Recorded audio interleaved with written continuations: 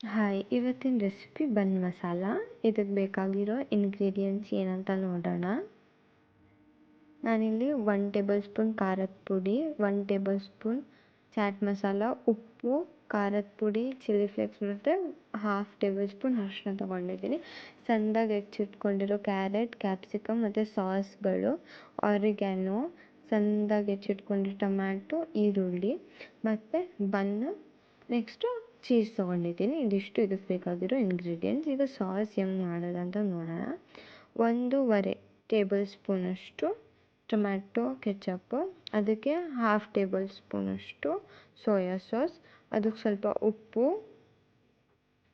Next 1/2 table ಸ್ಪೂನಷ್ಟು chilli flakes ಮತ್ತು ಆರಿಗ್ಯಾನೋನ ಹಾಕ್ಕೊಂಡಿದ್ದೀನಿ.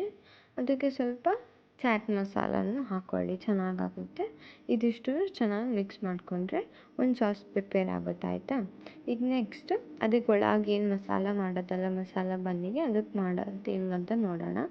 ಈಗ 2 ಟೇಬಲ್ ಸ್ಪೂನಷ್ಟು ಎಣ್ಣೆ ಕಾದ ತಕ್ಷಣ ಅದಕ್ಕೆ ಈರುಳ್ಳಿ ಏನು ಸಣ್ಣದಾಗಿ ಹೆಚ್ಚಿಟ್ಕೊಂಡಿರೋ ತೊಗೊಂಡಿರ್ತೀವಲ್ಲ ಅದನ್ನು ಹಾಕ್ಕೊಂಡು ಚೆನ್ನಾಗಿ ಫ್ರೈ ಮಾಡ್ಕೋಬೇಕು, ಸ್ವಲ್ಪ ಹಸಿ ವಾಸನೆ ಎಲ್ಲ ಹೋಗೋ ತನಕ. ಈಗ ನೆಕ್ಸ್ಟ್ ಅದಕ್ಕೆ ಸಣ್ಣದಾಗಿ ಹೆಚ್ಚಿಟ್ಕೊಂಡಿರೋ ಕ್ಯಾರೆಟ್ ಹಾಕ್ಕೊಂಡಿದ್ದೀನಿ. ಅದನ್ನು ಕೂಡ ಚೆನ್ನಾಗಿ ಸ್ವಲ್ಪ ಸಾಫ್ಟ್ ಆಗೋ ಹಾಗೆ ಫ್ರೈ ಮಾಡ್ಕೊಳ್ಳಿ. ಕ್ಯಾರೆಟ್ ಫ್ರೈ ಆದಮೇಲೆ ಕ್ಯಾಪ್ಸಿಕಮ್ ಹಾಕ್ಕೋಬೇಕು, ಅದನ್ನು ಕೂಡ ಚೆನ್ನಾಗಿ ಫ್ರೈ ಮಾಡ್ಕೊಳ್ಳಿ.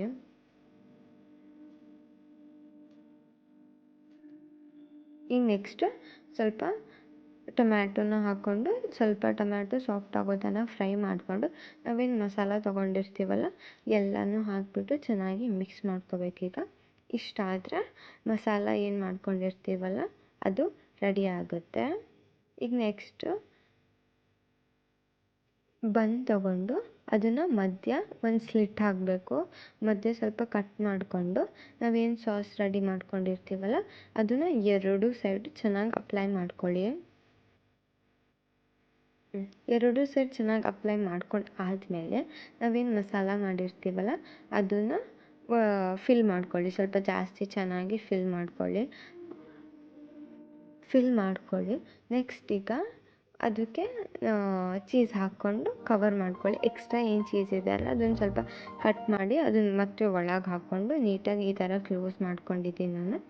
ಈಗ ಒಂದು ತವ ಇಟ್ಟು ತವಾಗೆ ಸ್ವಲ್ಪ ಎಣ್ಣೆ ಹಾಕಿ, ಎಣ್ಣೆನಾದ್ರು ಹಾಕ್ಕೊಳ್ಳಿ, ತುಪ್ಪನಾದ್ರು ಹಾಕ್ಕೊಂಡು ಸ್ವಲ್ಪ ಚೆನ್ನಾಗಿ 2 ಸೈಡ್ ಸ್ವಲ್ಪ ರೋಸ್ಟ್ ಮಾಡಬೇಕಾಗುತ್ತೆ.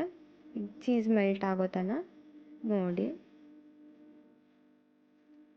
ಈ ಥರ 2 ಸೈಡ್ ಚೆನ್ನಾಗಿ ಫ್ರೈ ಮಾಡ್ಕೊಳ್ಳಿ.